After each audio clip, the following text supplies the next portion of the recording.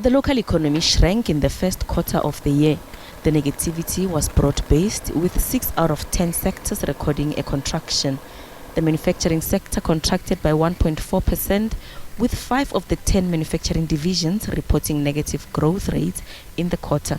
The mining sector also contracted, with subdued economic activity reported for platinum group metals, coal and gold. The construction industry also fell as a result of decreases reported for residential buildings and construction works. However, the agriculture sector increased significantly on the back of improved economic activity reported for horticulture products. Utilities, largely electricity in the first quarter. We still had load shedding. Electricity was the driver that drove the manufacturing, as well as your mining. Mining depends heavily on electricity. So mining went in the negative and contributed also in the negative. And so is construction. We saw a positive growth from agriculture.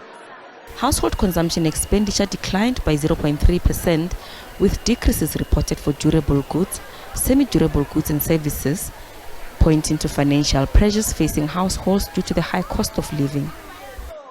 It's also a pretty bad picture on the consumption side of the economy.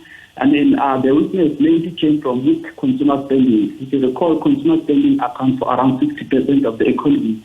And that contraction that we see reflects the weakness across the board. I mean, if you recall, in the first quarter, we had inflation still remained high at around more than 5.5%. And again, because of the slow growth in income, if you combine that with the impact of high interest rates and weak job market, that affects consumer confidence, and as a result, consumers were very cautious about spending. Going forward, it's expected the economy will rebound in the second quarter as a result of the consistent electricity supply during that period. Growth for this year is forecasted at around 1% as the economy continues to battle structural constraints. The growth projections for the year as a whole for this year. So we are currently sitting at around 1.2% for the year, indicating a lift from 0.6% last year.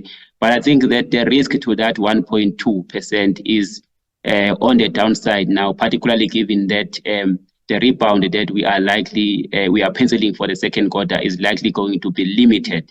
As I have said, manufacturing PMI was weak, new vehicle sales were weak, and later this week we'll see the electricity production for the month of April, which will also give us indications of what is likely going to play out. So growth could be actually around 1%, 1.2%, or even 0.9% for the year. But the point is that it's growing, although it's not enough to lift living standard or boost living standard. As far as what this data means for the labor market, obviously it's not positive for the labor market.